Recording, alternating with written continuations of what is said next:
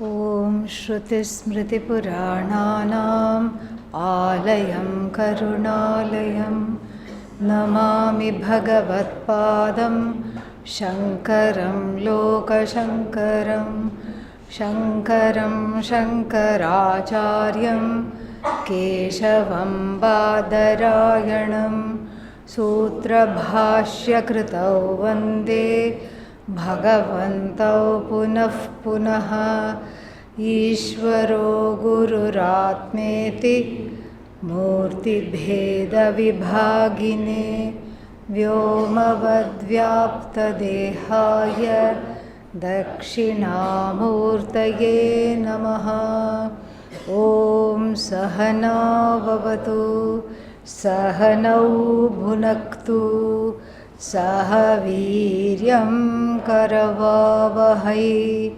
Tejasvinavadhitamastu ma vidvishavahai Om Shanti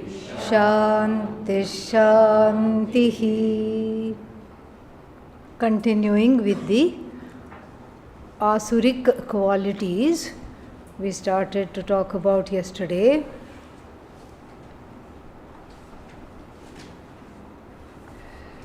Concluding that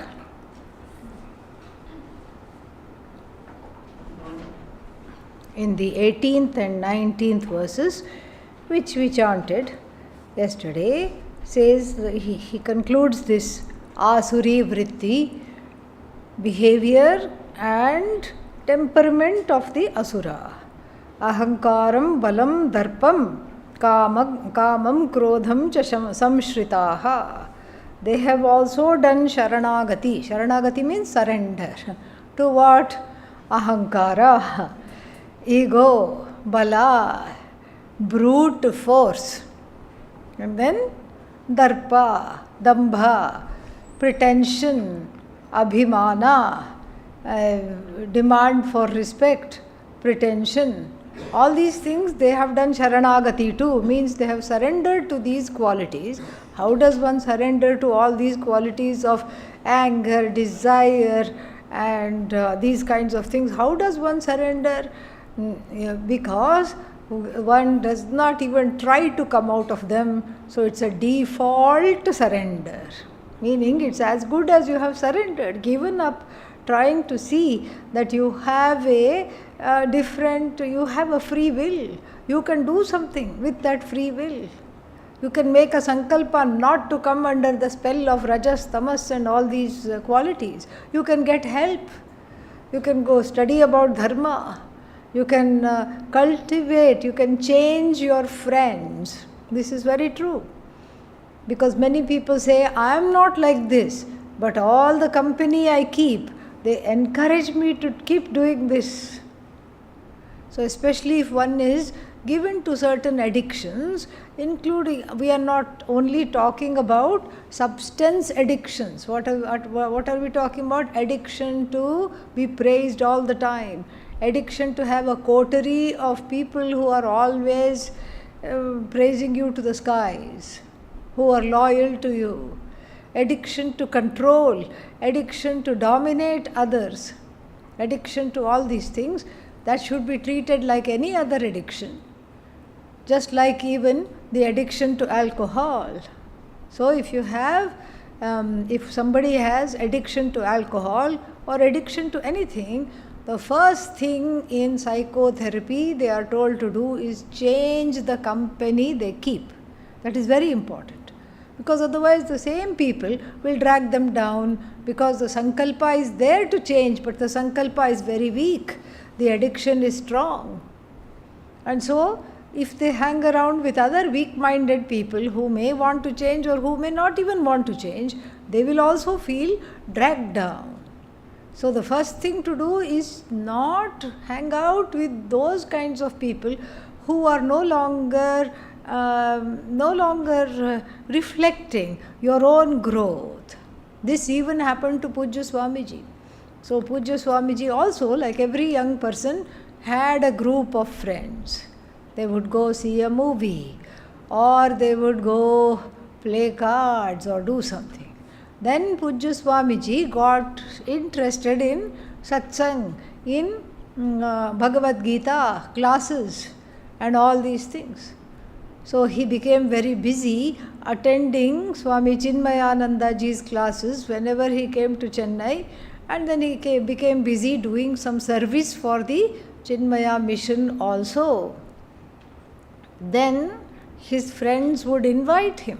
Come, what is this? You're working all the time. You've become so boring. Before you used to be the life of the party, and now we miss you.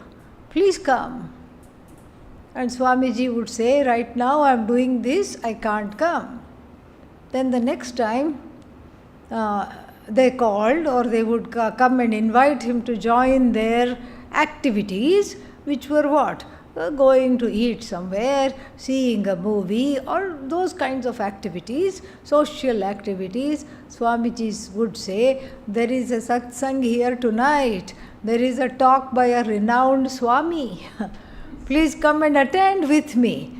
Yes, I miss you too, but I'd like to be with you together like this. I would like to share this part of my life with you.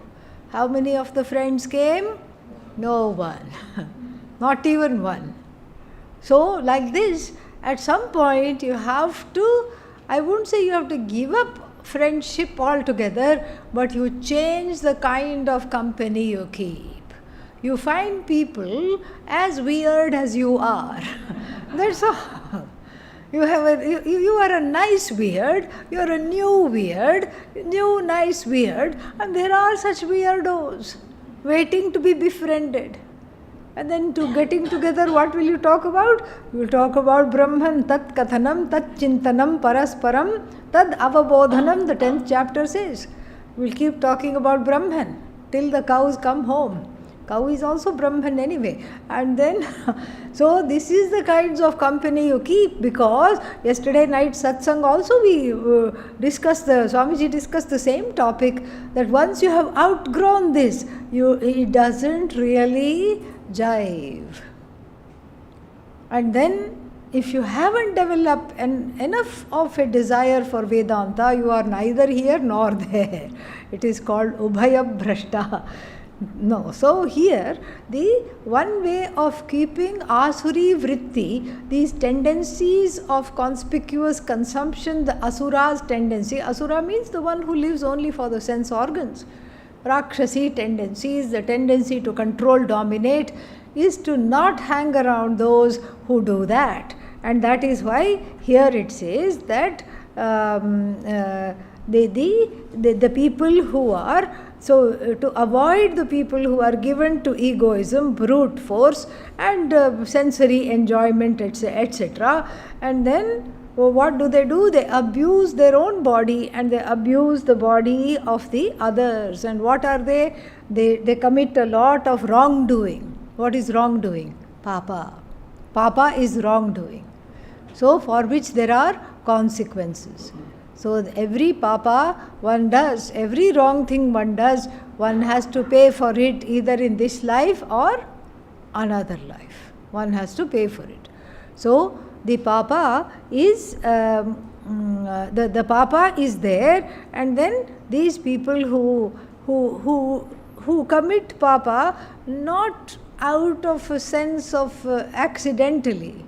Like supposing you say some hurtful words to somebody, you didn't intend to, it just came out, it was an accident, and then you profusely apologize and atone for it, that's one thing. But knowingly if somebody does this, what do? They hurt others, they injure others, knowingly, physically, mentally, verbally, then that person is called an asura. And then the consequences will be there. What happens to them? Tan aham dvishatah kruran samsareshu naradhaman. These are the lowliest of people, Bhagavan says. The lowliest of the people, Bhagavan says. And then these are the people who are given to anger, hatred, all these things. And they are cruel also. What do I do to them? Kshipami ajasram. Ajasram means without any delay, forcibly. Kshipami, I throw them. I throw them ashubhan asurishu yonishu. I throw them to a life, to a next life of also what? Being born as asura. No hope. Being born an asura. So once an asura, you could be asura for not life, asura for life after life after life. And then asurim yonimapannaha mudha janmani janmani mam aprapya eva kaunteya tato yanti adhamam gatim. So those who lack discrimination, those who even after many warnings, and what do the warnings come like? They come like in the form of life experiences. So going to jail is a warning. Getting caught in all these things is a warning. And then not getting sick is a warning. So they have been given enough warning to show that this is not in keeping with the flow of Bhagavan and the universe. But still they have not heeded those warnings, and then what happens?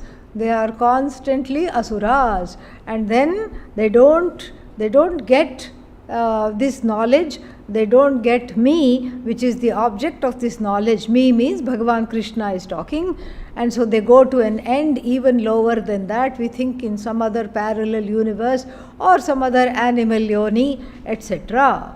So therefore, in verses from 21 to 24, Arjuna is told that not to become an asura.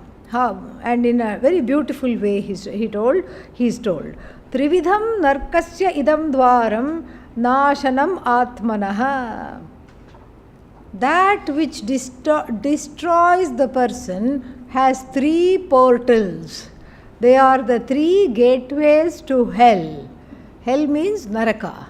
Not some hell in afterlife. Right now your life is a hell. That's all it is.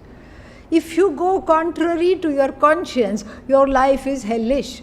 Definitely. Because you know better. You feel guilty. You feel hurt. So anybody who is a repeat offender, who keeps doing all kinds of things they should not be doing, until the conscience is suppressed by putting a big stone on it or not heeding it, the conscience will keep making them guilty, keep making them feel very remorseful, but then they are too proud to feel remorse, so they are too addicted to this life to change. So therefore they continue at their own peril.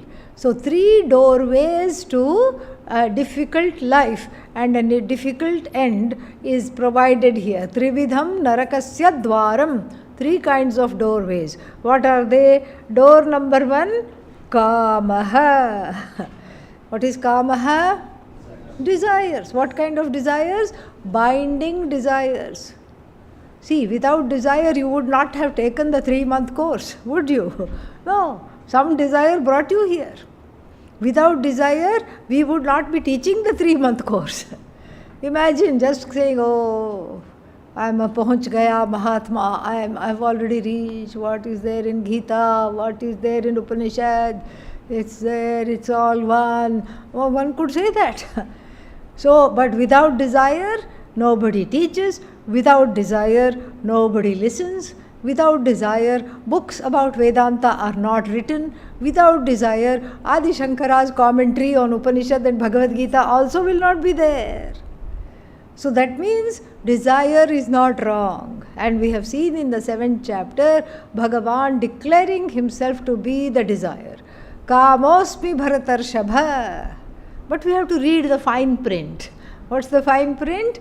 Dharma aviruddha bhuteshu kamosmi. I am that desire which does not make the person go away from righteous actions.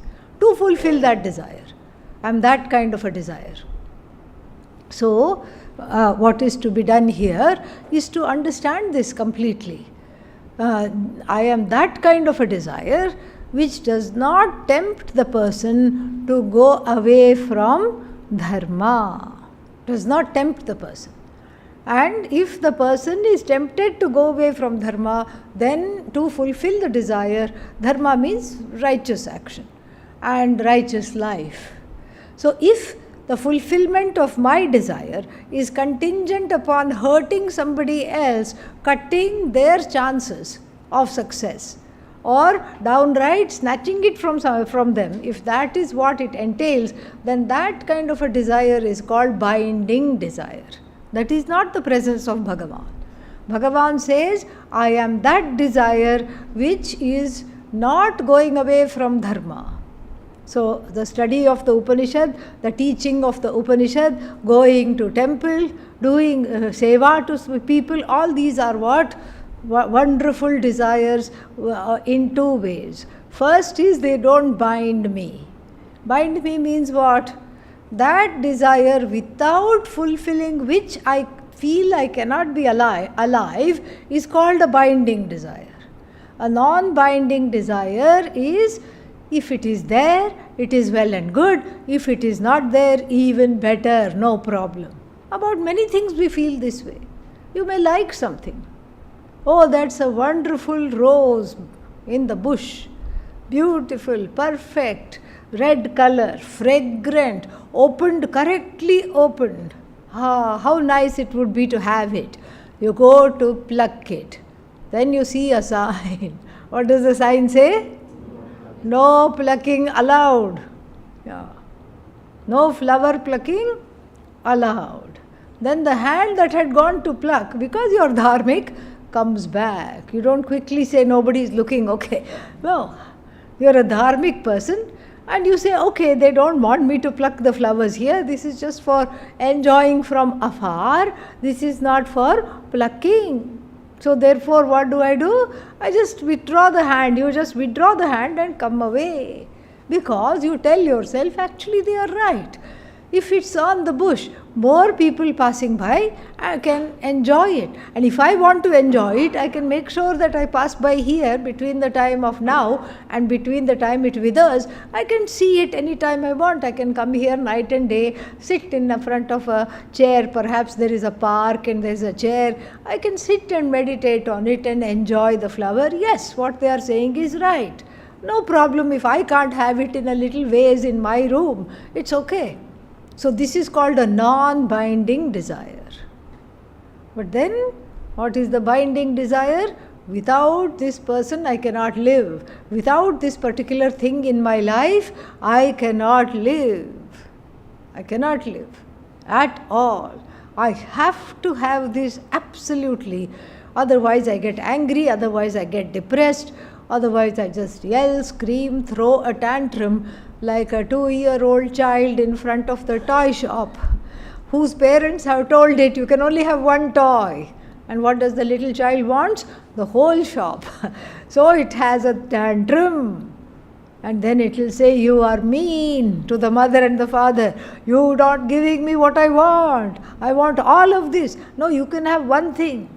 No, I want everything. My life is gone. The child is crying. The 3-year-old is crying. My life is gone if I can't have this. Is that true? No. But that's the feeling. That is what is called a binding desire. And so the whole point of self-growth given in the 16th chapter is to convert the binding desire into non-binding desire by having healthy practices like deferred gratification. Okay, I really, really want it. I want it now. I want to have it right now. You tell yourself, I will have it in 2 hours. You calm the mind and you tell the eyes, look, it's right here. I'm going to keep it. It's yours. Yes. Nobody else is going to take it. It's yours. What if somebody takes it? I have locked the door of the room. Nobody can come in. Nobody can take. Here it is. What is that? Chocolate cake. It's all for you. But for 2 hours you're not going to touch it. You're going to do other things. And then the mind may listen. And then for 2 hours you clean the room. You do some Sanskrit homework. And then if people are laughing, that means they're not doing it, okay? Yeah. You do some Sanskrit homework. And then possible that 2 hours later you would have forgotten all about it until you look at in that direction again. Or maybe you have kept it somewhere and it's out of sight. Out of sight is actually out of mind, really.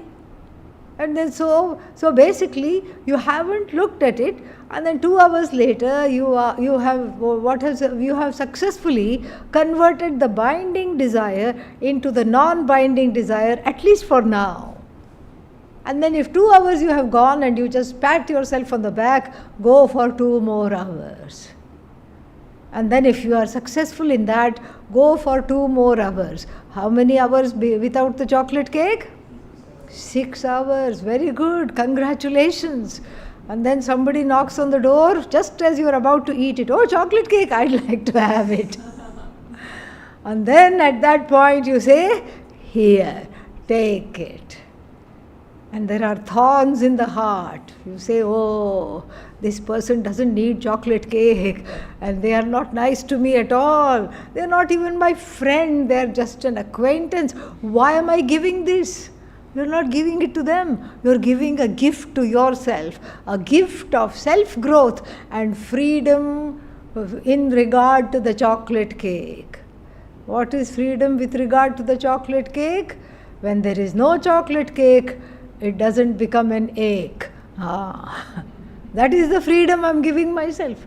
I'm no longer lingering for that chocolate cake. I'm no longer longing and languishing for the chocolate cake. It's a great accomplishment. It's a great growth. So kamaha, krodhaha. Krodhaha means anger. When the binding desires are not fulfilled, anger comes. The anger cannot be controlled. If you tell somebody who is angry, hey, control your anger, what will they do? They will be angry, more angry at you. So anger cannot be controlled because nobody wants to be angry. Nobody says, I'm going to be angry now. No. Anger cannot be controlled. What must be done to the anger? Management. Anger management. Meaning, you take responsibility for the anger. And what is the responsibility? When I am angry, I will not lash out against others, number 1. And 2, I will not lash out against myself. Sometimes people will not scream at others when they are angry. What do? They cut themselves. They beat themselves up, literally and figuratively. Or they feel guilty, sad and upset, and there is a form of self-flagellation. So I manage my anger by not targeting others or not targeting myself, by finding wonderful ways to release the anger. We have discussed all this before, but here it is repeated, so I am also repeating it. So what are the ways to release the anger? Usually the ashrams are in the outskirts, usually in nature. So here too we have mountains, we have Ganga. Go and yell at the Ganga. She is patient, she can take it. And nobody is hurt in the process, neither you nor anybody else. Write it out. So write a letter to the person because of whom you think you are angry. Oh, can I send a text message? No. Write it on a piece of paper, tear it up. Tear it up. Tear it up, throw it away. But writing itself is a catharsis. Talk it out to yourself, write it out. Oh, but these are all working only a little bit.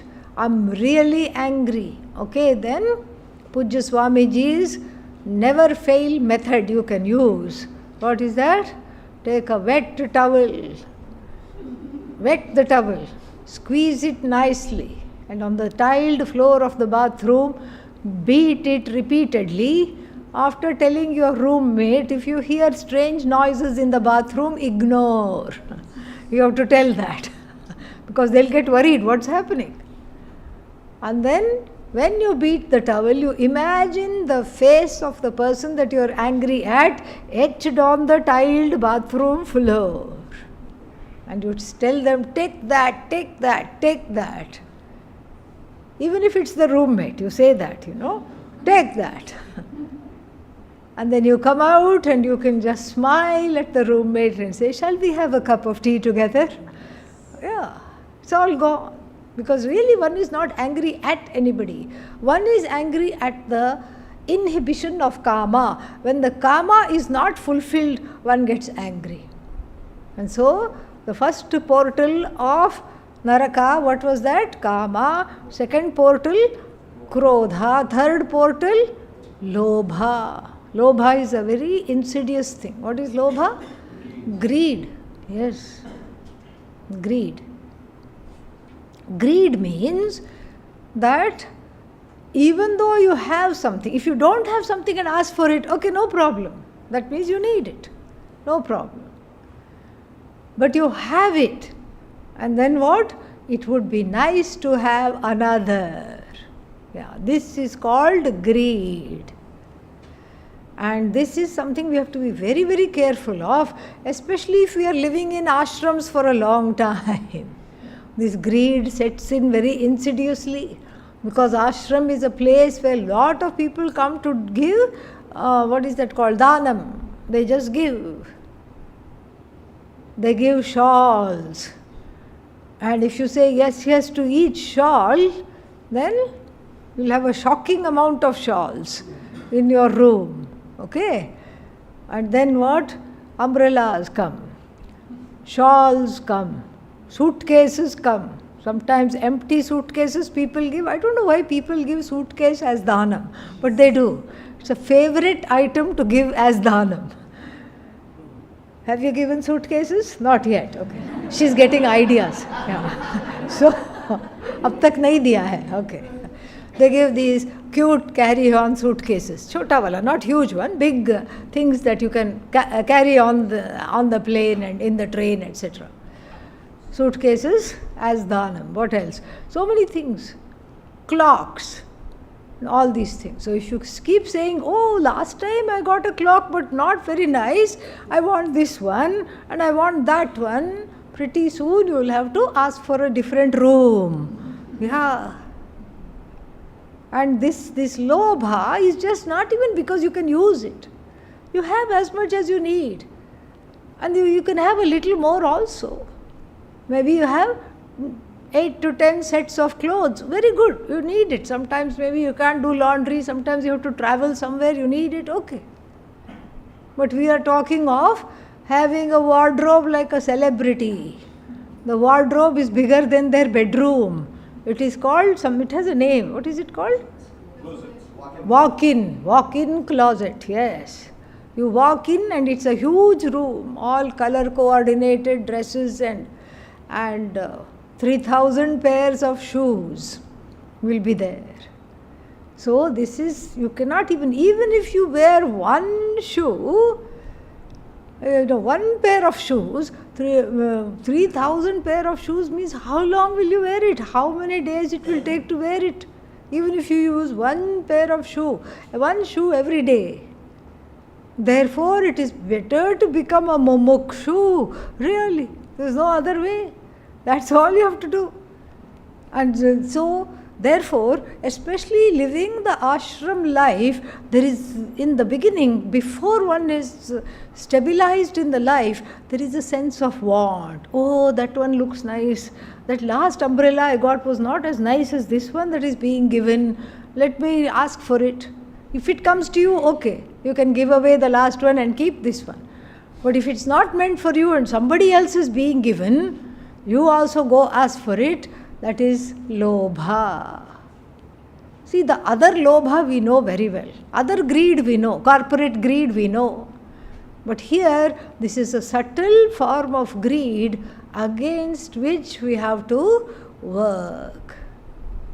If it is not offered to you, don't go anywhere near it. And even if it's offered to you, you can say, I already have 6 umbrellas, thank you very much. You can say, I have 10 suitcases and I don't need any more. Or you can give away whatever comes. Very difficult it is to give away things, especially if you're a sadhu. and you have orange shawl, which I get all the time. Orange shawl people give. At the beginning of every camp, orange shawl. Valediction, orange shawl, okay? And then giving away orange shawl is difficult in a place where half the population is wearing orange. Because they are all being given orange shawls. Everybody is given orange shawls. You can imagine my predicament, how difficult it is to give away the orange shawl. Once with great difficulty, I had 3 orange shawls. With great difficulty, I gave 2 of them away. I was so happy, I was ecstatic, and I felt an accomplishment. Yes, I have sold ice to the Eskimos. In Rishikesh, I have given away orange shawl. That evening, somebody came and gave me 2 more orange shawls. So I have to find a different area to give it in.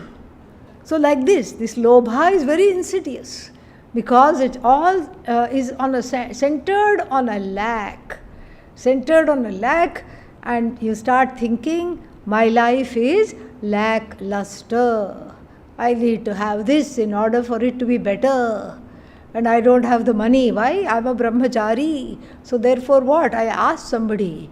I keep asking them for this, that or the other. This is not done. This is not done not because there is anything wrong with asking, but it is not done if I want a higher vantage point of self-growth. I be self-sufficient. With whatever, yadrichha labha santushtaha, 6th chapter, dvandvatito vimatsaraha. Whatever comes, you say, this is my lucky day, and take it. Whatever comes, take it. The good, the bad, and the ugly. So this kama, krodha and lobha, this has come before also. Bhagavan Krishna takes it very seriously. And if you open your books to the 37th chapter of the 37th verse of the 2nd chapter, you will see what I mean. Read that verse.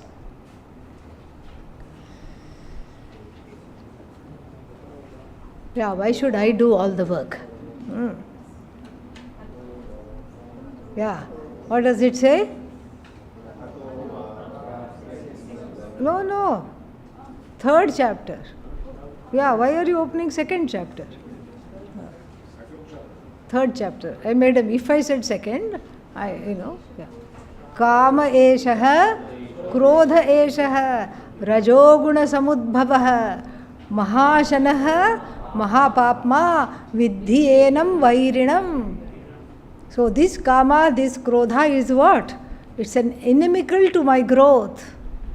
It is born of rajas. And then I know this to be inimical, and then what does it do? Mahashanaha. It keeps eating. There is no end to kama, there is no end to krodha. Mahapapma. It forces you to go against dharma. Therefore it is to be avoided. These two are to be avoided. This is in response to Arjuna's question in verse number 36, just above. Above that, what does he ask?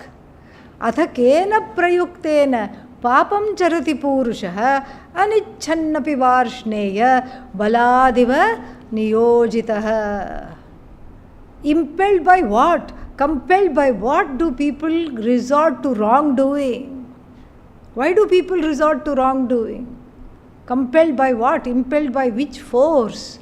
People are resorting to wrongdoing. Anichhannapi, even though they don't want to do wrong things, they still do it. Baladiva niyojitaha. As though it is already arranged by force that I will have a setback. Even though I am dharmic, generally speaking, I will keep doing wrong things. What is the reason for slipping away from righteous life? And Bhagavan answers, it's kama and krodha. And the same kama, krodha, along with a little bit of tadka, lobha, is presented in what? The 16th chapter as the 3 gates of Naraka, 3 gates of self-destruction. So then, being freed from these 3 gates of tamas the next verse says, the one who follows the dharma, because of that reaches adhikaritvam. Param gatim here is not moksha, is adhikaritvam, to gain the param gati. Is the param gati hi moksha, but it's not exactly moksha here, because leading a dharmic life is not going to take you to moksha directly. How is it going to take you to moksha? Indirectly, by making you an adhikari for this knowledge. And then on the flip side, Bhagavan says, the one who being compelled by all kinds of desires, kamakaratah, what do? They cast away the shastra, the teaching. They cast away the vidhi. Vidhi means what to do, what not to do. Utsrijya, having cast away, nacha siddhim avapnoti, na sukham, na param gatim. Their here and hereafter are both compromised. Here they enjoy neither emotional maturity, and upon that is contingent happiness. They don't enjoy emotional maturity, they don't enjoy happiness, and then after they die away also, they come to a difficult end or a difficult next beginning. And therefore, the last verse is important. Tasmat shastram pramanam te karya karya vyavasthitau. The Shastra is the means of knowledge to tell you what to do, what not to do in the matter of what is to be done, what is not to be done. Follow the first portion of the Veda. There are injunctions and prohibitions. Stay away from the taboos and do whatever you need to do. And then what will happen? Then you will be able to do proper karma here and elsewhere. Wherever you are born, even if you are born again, you will be properly doing all the karma. And so the 16th chapter ends. Om Tat Sat iti Srimad Bhagavad Gita Upanishadsu Brahma Vidyayam Yoga Shastre Shri Krishna Arjuna Samvade Yogo Nama Shodashodhyayah. Why is there a 17th chapter? Arjuna has a question. As I said, the 16th and 17th chapter have to do with lifestyle. It is not so much Brahma Vidya as it is Yoga Shastra. Yoga Shastra here means not yogasanas, it means a committed lifestyle conducive to gaining this knowledge. Conducive to gaining this knowledge is this committed lifestyle. This is what is the purpose of the 16th and 17th chapter. The 14th chapter was also like that, 3 gunas, etc., etc. And so the 16th and the 17th chapter are totally dedicated to understanding one's lifestyle, whether it's in keeping with the Shastra, etc., etc. So the 17th chapter has 28 verses with some very interesting topics, and it is spurred by Arjuna's question on the topic of Shraddha, trust, reverence, devotion. Many words we can use to describe Shraddha based on the context. So Shraddha, trust, devotion, all these things are there. So Arjuna has got a question on Shraddha. Based on this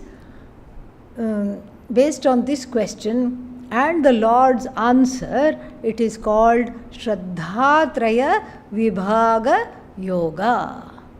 Little higher you make this, little bit here. So Shraddhatraya Vibhaga Yoga it is called. The 3 forms of Shraddha just based on verses 1 to 6. Now, before we get into the 17th chapter, and most of it is repetition because we have seen it in 2nd chapter, 3rd chapter, 4th chapter, same thing, but with a little twist talking about Sattva, Rajas and Tamas. So, let us look at the topics. 1 to 6 is the question and answer on Shraddha. And then the second topic here is from verse number 7 to verse number 22. And it comprises 4 things. 4 topics are there. Ahara, food. Yajna, rituals and worship. Dana, giving.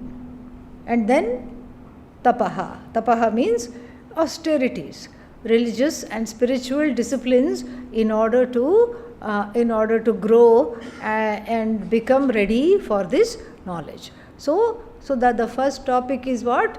Shraddha. Second topic has to do with ahara, yajna, tapaha, dana. And the third topic is the efficacy of the mantra Om Tat Sat. That is and the verses are from 23. Let me just make sure. 23, yes. 23 to 28 is the conclusion with the Om Tat Sat mantra. So, let us look at the first topic.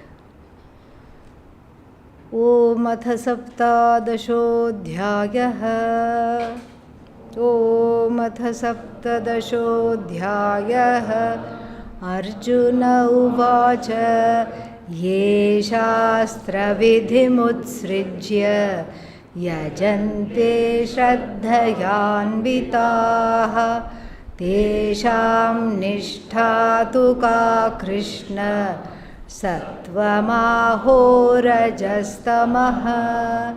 Shri Bhagavan uvacha trividha bhavati shraddha dehinam sa svabhavaja satviki rajasi chaiva tamasi cheti tam shrinu sattvanurupa sarvasya shraddha bhavati bharata shraddhamayoyam purushah yo yachraddhasa eva saha yajante satvika devan Yaksharakshamsi rajasaha pretan bhutaganamschanye yajante tamasajanaha.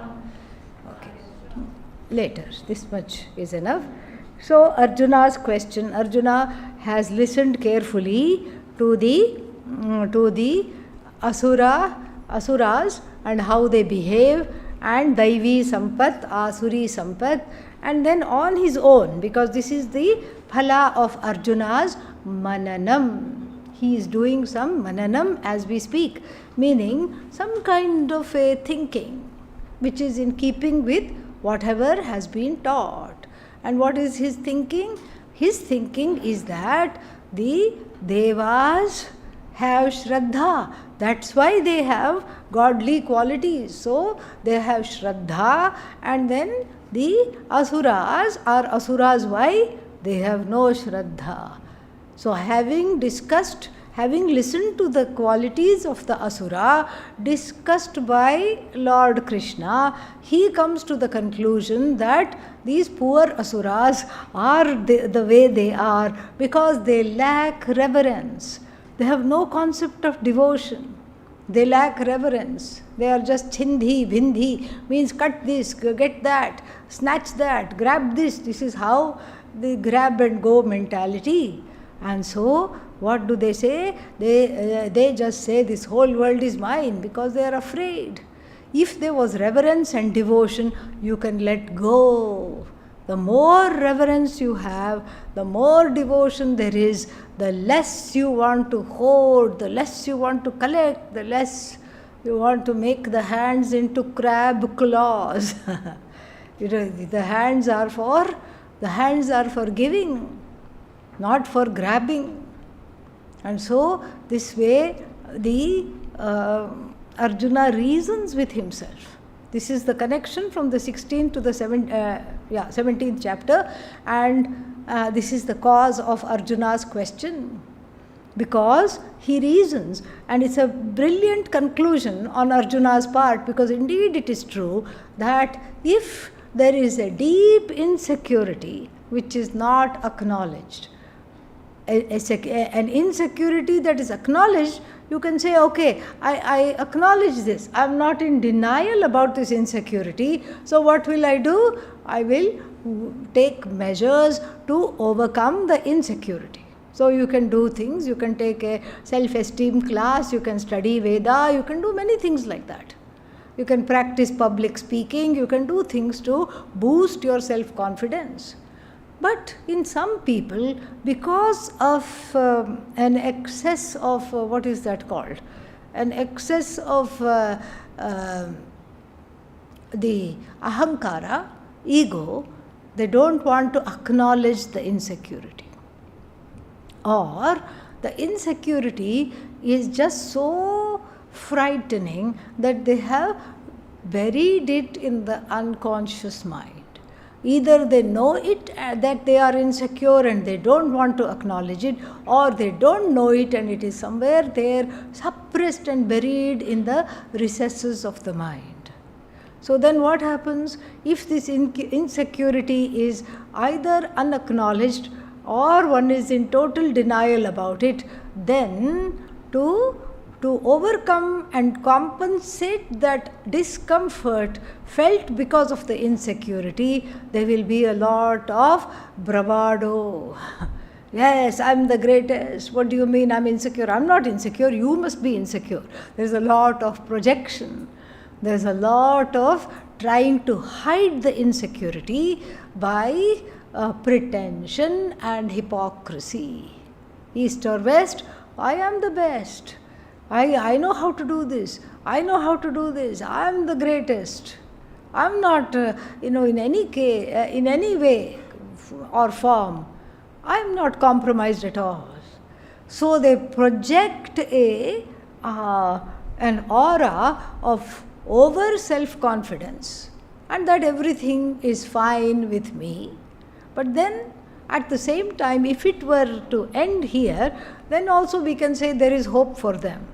But in addition to this aura of self-confidence, they want to be in control. They want to be in charge. That insecurity and fear go together.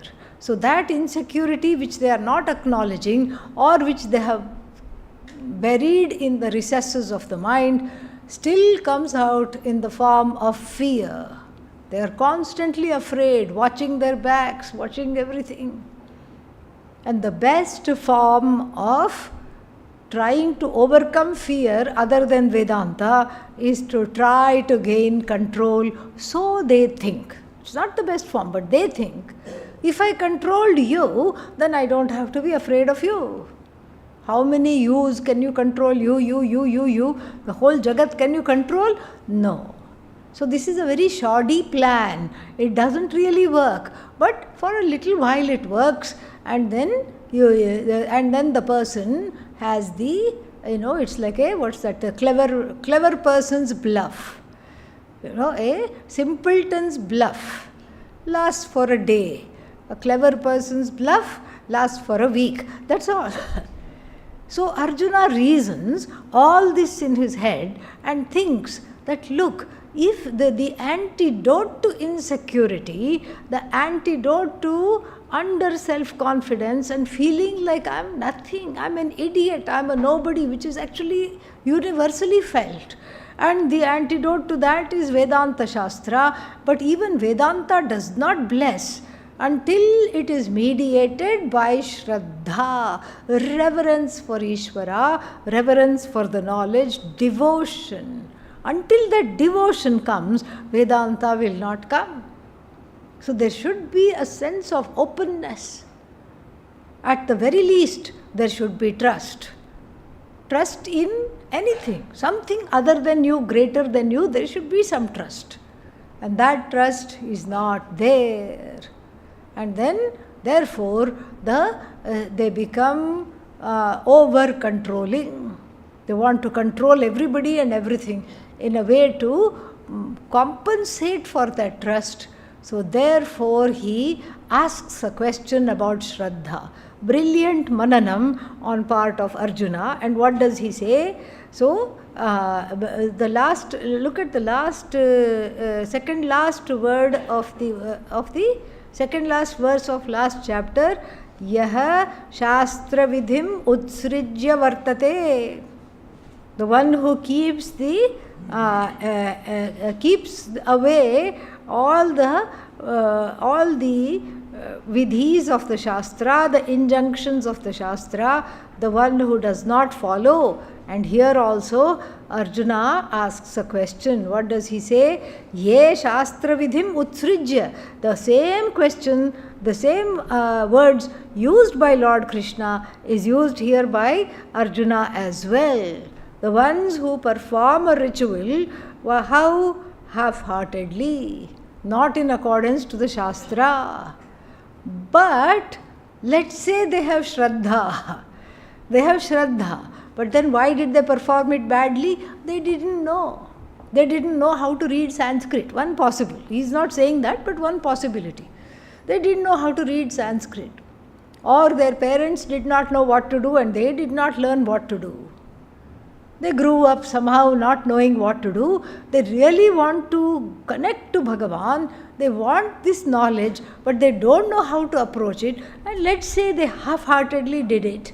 Even though they did it wrongly, even though their heart is filled with Shraddha. So while doing puja, they screamed at their child. Their heart is full of Shraddha, but then out of some exigency, out of some helplessness, they just yelled, screamed or uttered some curse words. Tesham nishtha tu ka Krishna. What is they, why do people do this? Why do they do this? And then is it because of the three gunas? Satvamaho, rajas, tamaha. Is it because of the compelled by the three gunas they do this? Do they do this? Do they do this half-heartedly? And they are filled with Shraddha. Is the Shraddha affected by the gunas? So this is the spirit of Arjuna's question. Is the Shraddha, the development, the cultivation of trust, the cultivation of devotion, the cultivation of reverence to all that is here as nothing but Ishvara, is it affected by the extent to which one is sattvic, tamasic or rajasic? This is the spirit of the question. And then even though he words it a little roundabout way, that is the spirit of the question. So Arjuna's question is answered by the Lord by saying that three kinds of Shraddha you can count. What are the three kinds of Shraddha? Satviki Shraddha, number one. Shraddha, that is belonging to a Satvik person. And then what else is the other Shraddha? Rajasi Shraddha. Shraddha belonging to a Rajasic person. Tamasi Shraddha belonging to a Tamasic person. And then Sattvanurupa Sarvasya Shraddha Bhavati Bharata. Here Sattva means the mind. Okay? So the Shraddha of everybody is keeping with their temperament, their inner disposition, their mental temperament. That is how it is. Meaning the Shraddha, you are right Arjuna, the Shraddha is affected by one's temperament. And then, so Shraddha Mayaha Ayam Purushaha. So this person who is, who thinks they have Shraddha, confirms to whatever their idea of Shraddha is, which is filtered by, affected by one's own temperament. It was already said three forms of Shraddha. Then he goes to describe Satviki Shraddha, Rajasi Shraddha, Tamasi Shraddha based on certain parameters. One is the type of deity that is invoked in the puja, very important. type of deity that is invoked in the puja, and then the type of puja itself, the steps involved in the puja, that is also can be rajasic, tamasic, etc. And then the type of the type of puja itself, and the what is that? The mode of worship, the type of Shraddha depends on the type of deity invoked and the mode of worship. And that is in connection, in keeping with their own mental temperament, in their own sattva rajas disposition. And so, what does that mean? Yajante satvikaha devaha. So, the people who are sattvic will be attracted to sattvic deities. What are sattvic deities? Sattvic deities are those that have a smiling face and a blessing hand. Simple. Don't fear, I am here. This is the hand mudra, they say. And a smiling face. So these are all sattvic deities. And then, what is that? There are certain other rajasic deities, tamasic deities also. And there is one, I forgot the name of this Bhagavan, one Bhagavan who is supposed to be deaf. Bhagavan who is supposed to be deaf. So you have to go and make a loud noise at the shrine. Come on, because otherwise your prayers won't be heard. Your prayers won't be heard. Bhagavan is deaf. The Bhagavan is not deaf, okay? This is just deities we are talking of. The modes of worship and the deities chosen. And there are certain others that are very, very scary. Kala Bhairava, Mother Kali. And Mother Kali is not for the faint of heart. Wearing a necklace of heads. Yes. Afterwards they become skulls. First they are heads. Yeah. Wearing a necklace of heads. What else? Tongue is out. Scary expression on the face. But if you really understand, it is actually time. Kali is the goddess of time. Kala Bhairava. Kala Bhairava is said to never laugh except when you are experiencing papa. Then he thinks it's very funny and laughs. Then he laughs. So when you are suffering, he laughs. So these kinds of deities are not for everybody. So sattvic people will be attracted to sattvic deities. Ganesha, very sattvic, cute, fat, and very, very loving face. And if you put Ganesha sideways, it makes an Om. You see? You can see an Om there. The trunk and everything, the whole body becomes Omkara Pranavaswarupa. Sattvic deity. And certain other unmentionable, we don't even know what the deities' names are. But then those deities have to be bathed in blood of animals. Abhisheka is not done with milk water. What is it done with? Animal blood. And then meat is the offering. That's what it is, because that's what they eat and that's what they give. But then it's a different kind of a deity.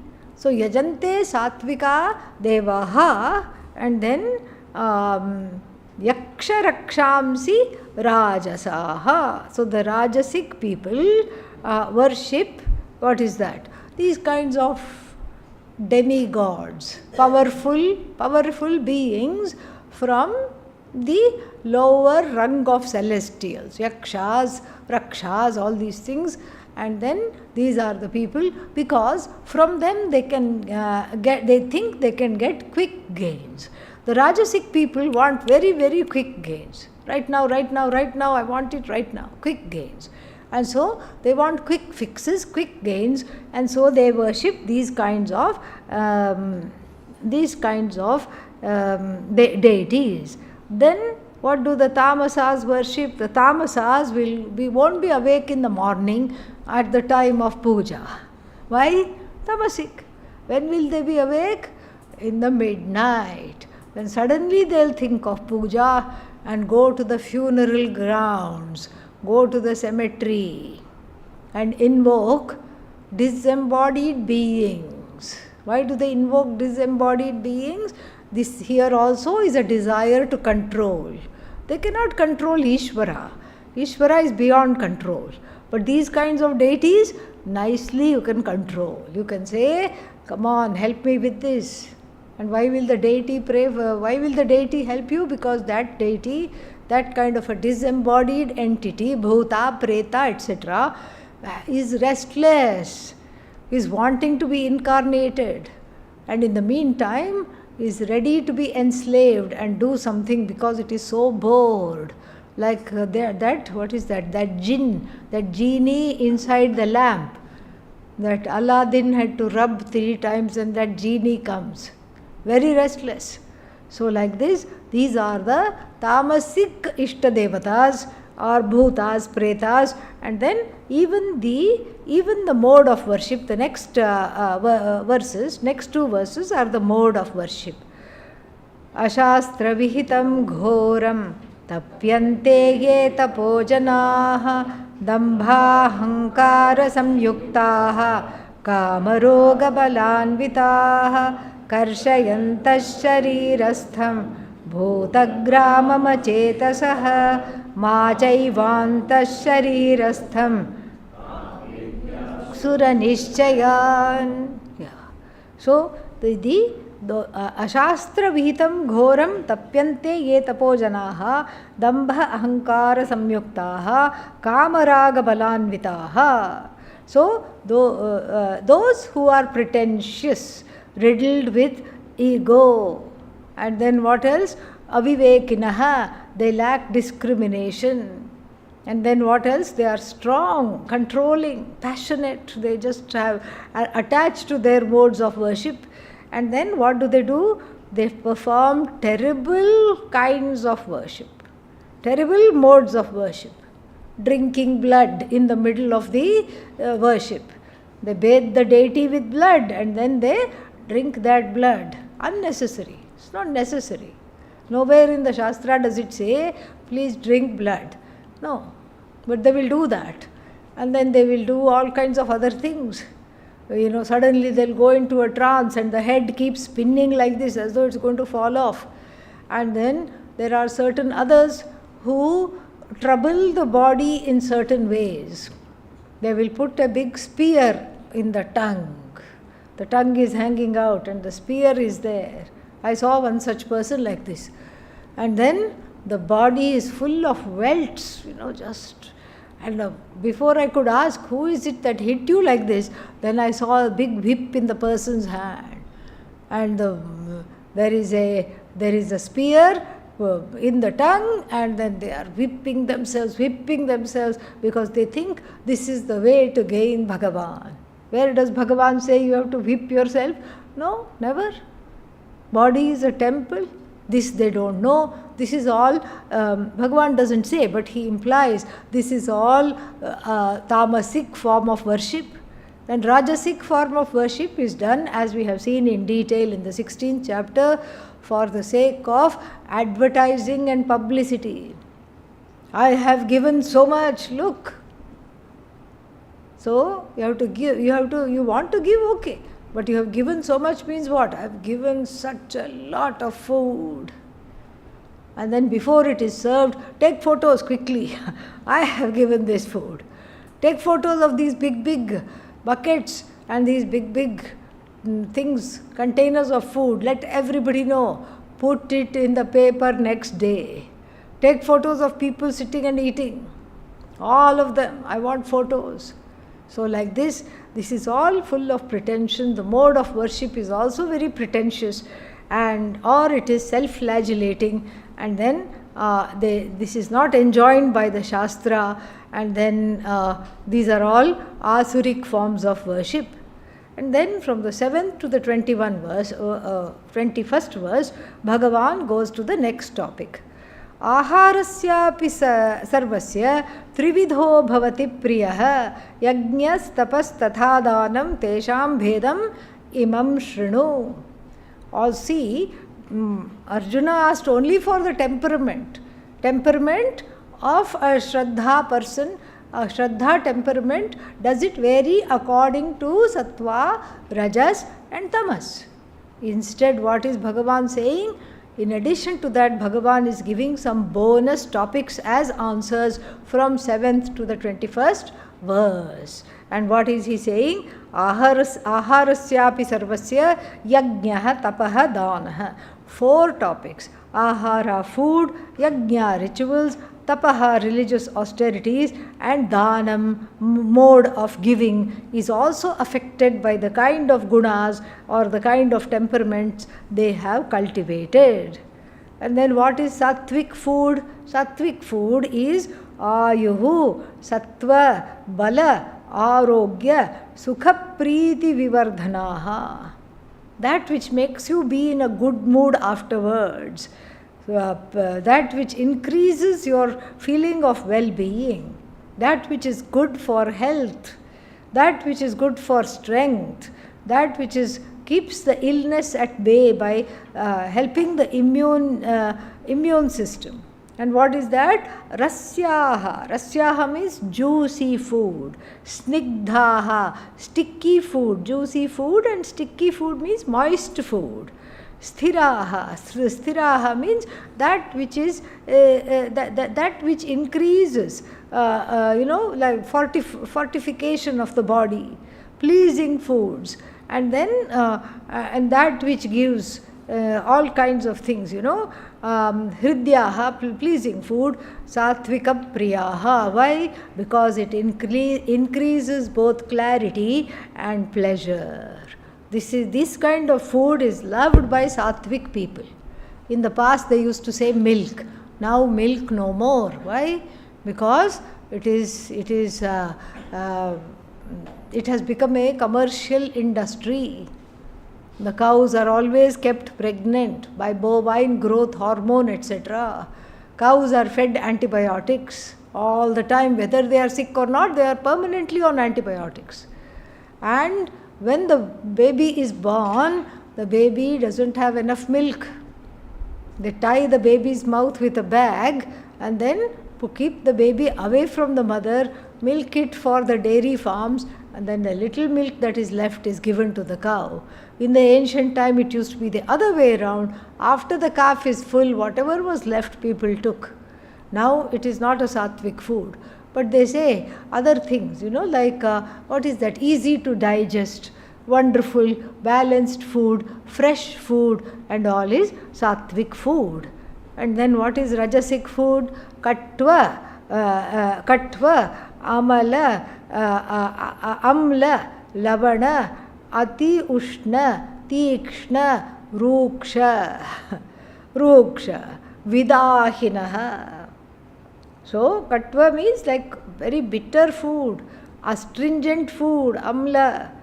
Then lavana, over salty food. Ati tikshna, pungent food, hot food, spicy food. And then vidahinaha. Vidahinaha means that which gives heartburn upon eating, literally.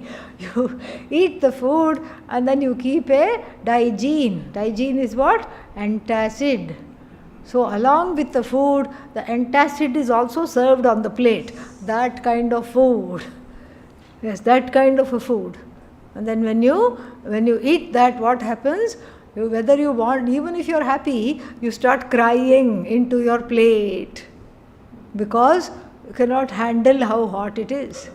There are what is that? 2 areas in India. There is certain areas in Rajasthan which eat very, very hot food. And then where else in India? Andhra, yes. Andhra food means take a big hanky. That's what. You cry as you eat. It's all this little mirchi that comes from Guntur. Yes, there is one devilish looking pepper that is grown in this place called Guntur. That Guntur chilli is just ready to make you cry. So this kind of food, that food should make you smile. But if it makes you cry, that means what? It is rajasic, over salty. Some people go to other people's homes. So if you are going to the house of somebody for lunch, You're not supposed to carry your own condiments. But here the person comes with their own masalas in a bag. And their food is served, and then they take out the salt. They haven't even tasted it. But they know that no amount of salt is enough for them. So even before tasting, right in front of the host, they will put salt on all the food that is there.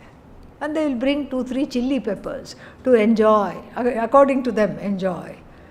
Because no amount of heat which the host has prepared will be sufficient for them. So like this, over salty, over hot, and that food which immediately needs an antacid because it causes heartburn in the short run and peptic ulcer in the long run. This is what is called rajasic food. Rajasic food, okay. Then ahara, rajasya, ishtaha. These are all loved by the rajasika people.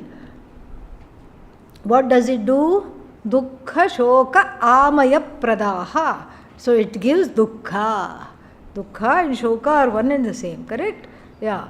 So dukkha and shoka are one and the same. So we can say shoka, dukkha is sorrow, shoka we can say a sense of discomfort and ill-being in the body. Dukkha mental, shoka physical. Physical unrest we can say, and mental unrest. And not only that, it increases the desire for more. This is the spicy foods and the over salty food. You put extra salt one day in the food and you say, oh my God, I feel like throwing away this. But somehow you eat it because there is nothing else. The next day you will say, it's not so bad. And the third day you will say, aha, this is the right amount of salt. And fourth day you will start putting even more. These are all addictive in nature.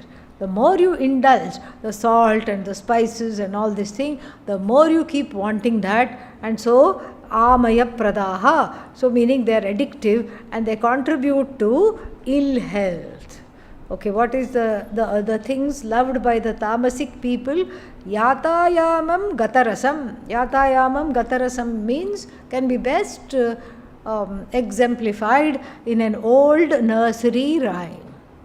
Peas pudding hot, peas pudding cold, peas pudding in the pot, 9 days old. Yatayamam means any vitamins and anything it has already gone. Oh, but I kept it in the fridge. Yes, the fridge has become very, very healthy as a result of getting the fresh food on the first day. You are eating when? On the 9th day. And in America, this is very, very common in Western countries. And they very proudly tell you, I cook 3 times a month. 3 times a month I cook. Every 10th day, religiously I cook.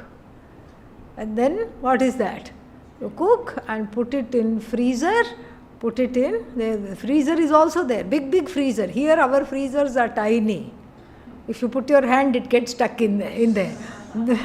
That's not the freezer in Western countries. Huge freezer, self-cleaning, auto defrost freezer will be there. And then, what you do is you make khichdi for the next lifetime also. And then you put, you know how much you are eating one time. And you put that much in a bag. What kind of a bag? That self-sealing Ziploc bag. You take the air out and that khichdi is literally thrown into the freezer. So then, supposing you have a big deadline coming, next month is very big, busy, no problem, I have 30 packets of khichdi sitting in the freezer.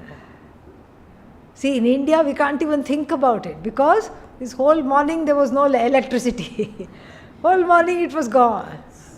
Imagine, so we can't even think about it. But in areas where there is electricity is in plenty, all these things are in plenty, this is a possibility. But by the time you eat the 31st khichdi packet, what is there? You may as well remove it from the Ziploc bag, eat the Ziploc bag and throw away the khichdi. Both of them have the same nutrition at this point. Yeah. Nothing is there. All the nutrition is gone. No, but it was frozen intact. You think it is frozen, but it's gone. And then people are very funny sometimes. They keep the bread for 3-4 days, and then so it becomes a science project. What happens? Blue spots come on the first 3 breads. Breads means slices. Then what they will do? They will throw away the first 3 slices and then eat the rest. There could be that mold without even very microscopic, it should be there. So these kinds of things are all what loved by the tamasic people. And also pungent, very smelly food. If the food doesn't have strong odor, then they will not be able to eat it. And I don't know the kinds of non-vegetarian strong odors that are there. I don't want to know also. But among the vegetarian strong odors, the 2 examples are what? Garlic. Yeah. Lesser degree onion. Yeah. Garlic especially. And garlic, you know the origin of garlic? Did I tell you how garlic came about? Yes. The blood of Rahu Ketu is garlic.